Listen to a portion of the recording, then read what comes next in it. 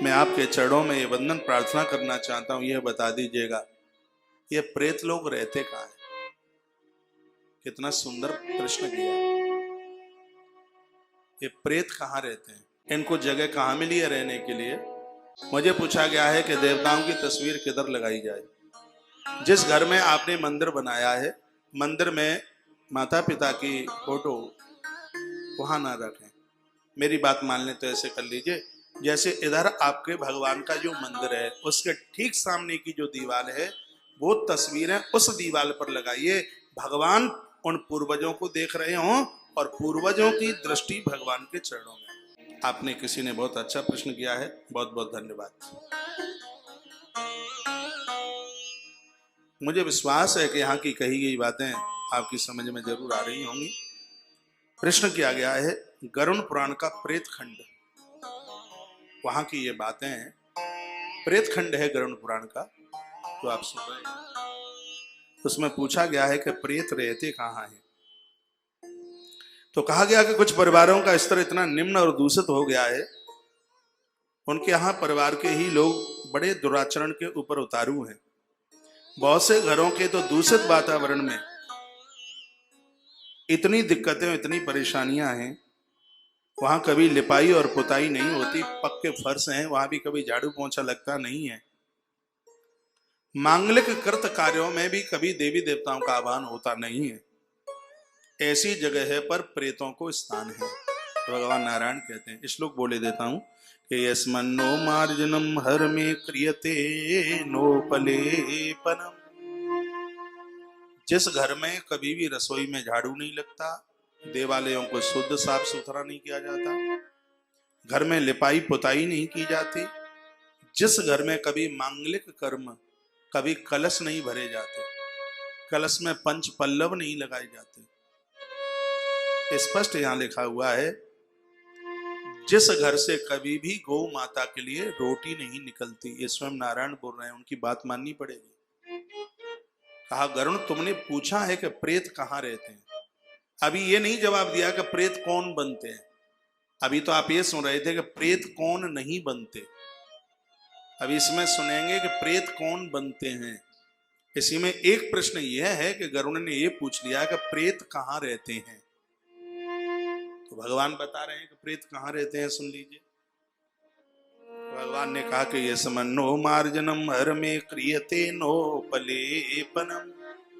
जिस घर में कभी भी गैया के गोबर से स्थान को लीपा नहीं जाता, जिस घर में कहीं गंगा जल नहीं मिलता, जिस घर में तुलसी को जगह नहीं है, जिस घर में गौ माता को चंदियां नहीं निकलती, जिस घर में देवालय में कभी दिए नहीं जलते, भगवान नारायण कहते हैं हे गरुड़देव, प्रेत ऐसे स्थान को खोजते करते हैं अपने रहने के लिए। जिस घर में कभी झाड़ू बुहारी नहीं होती, यस्मन्नो मार्जनम, मार्जनम कहते हैं साफ करना,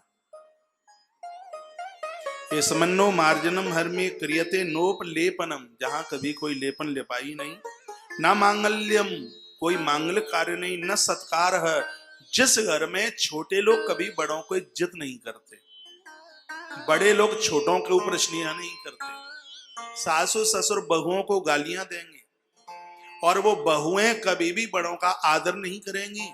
भगवान नारायण दावे के साथ कहते हैं कि उस घर में प्रेत का वास हुआ है। जितने भी ये बूढ़े दादा लोग हैं अभ्यास में हैं, बड़ी बहुओं को गालियां निकालते हैं, ये तो मैंने देखा है, सुना है।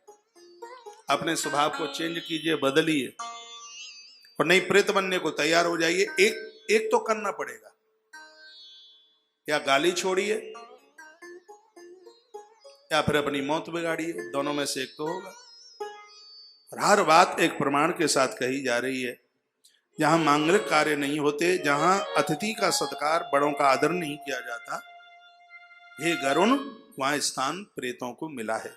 यस्मिन्नो मार्जनम हर में क्रियते नोपलेपनम, ना मांगल्यम न सत्कारः प्रेता भुंजन्ति तत्र ही। ऐसी जगह पर प्रेत आके बैठ जाते हैं और वह इस परिवार को बहुत त्रसित करते हैं, बहुत कष्ट देते हैं। परिवार की तरक्की नहीं होती, उसकी वृद्धि नहीं होती, वो बड़ा कष्ट में होता है। अगली बात बताई गई है, और कहां है?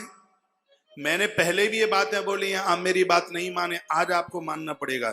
बिना स्नान करके जिस घर की स्त्रियां मंदिर में और रसोई में पहुंच जाती हैं, इस श्लोक बोलता हूं अभी, जिन घरों में मलमूत्र के पड़े हुए कपड़े, जिनको छू करके भी स्नान नहीं किया जाता, लैट बाथरूम को साफ करने के बाद भी और इतनी शुद्धता नहीं है कि स्वयं शुद्ध होकर के मंदिर में या रसोई में जाए। स्पष्ट यहां पर निवेदन किया है कि ऋतुकाल के समय की परवाह न करते हुए इस मर्यादा को तोड़ने वाली वह स्त्रियां जो अपनी स्वच्छता और शुद्धता के ऊपर ध्यान नहीं रखती, भगवान नारायण कहते हैं गरुण, उस घर को कोई प्रेत आवास के बिना बचा नहीं सकता। ऐसे जगह पर प्रेतों को स्थान मिला है। श्लोक बोल रहा हूं, क्या लिखा है? कैसले समुद्रपुरी सेन योजितानि समन्तता ग्रहणानि तक्त शौचानि प्रेता भुंजत्य तत्र वै। चाहे जहां घर में थूक देना, चाहे जहां बाथरूम कर देना, चाहे जहां अपवित्र वस्त्र पटक देना, फेंक देना।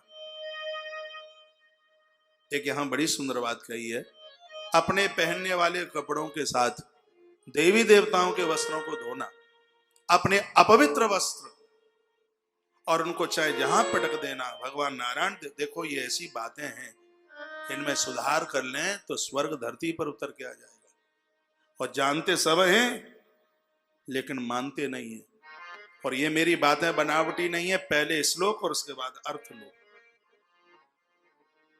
गरुण पुराण के प्रेत खंड की कथा चल रही है। दिन मुझे 16 मिले हैं, यदि 116 दिन भी होते इस कथा के लिए तो भी टाइम कम पड़ जाता। ऐसी कथा है। जन्म से लेकर मृत्यु तक, सुबह से लेकर शाम तक किए गए जितने भी क्रियाकलाप हैं, सबका वर्णन गरुण पुराण में किया गया। इसलिए सममूत्र पुरीषेण, बाथरूम जाने के बाद कुल्ला नहीं करते।